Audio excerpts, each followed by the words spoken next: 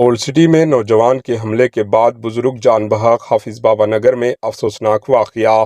ریاست تلنگانہ کے دارالحکومت شہر حیدرآباد کے حافظ بابا نگر میں ایک معمولی جھگڑا افسوس کا انجام بن گیا۔ تفصیلات کے مطابق 62 سالہ دکاندار ذاکر خان نوجوانوں کے حملے کے بعد جان بحق ہو گئے۔ اس واقعے سے علاقے میں تشویش کی لہر دوڑ گئی۔ متاثرہ شخص ذاکر خان حیدرآباد کے پران شہر کے حافظ بابا نگر سی بلاک میں کرانہ کی دکان چلاتے تھے۔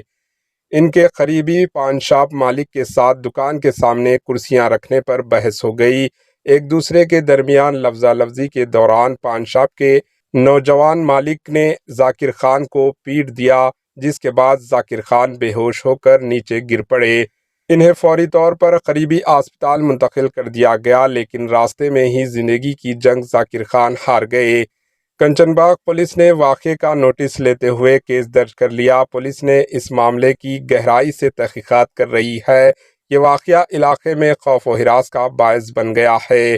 مقامی افراد نوجوان پان شاپ مالک کے خلاف سخت کارروائی کرنے کا مطالبہ کر رہے ہیں۔ اس واقعے میں کس کی غلطی ہے؟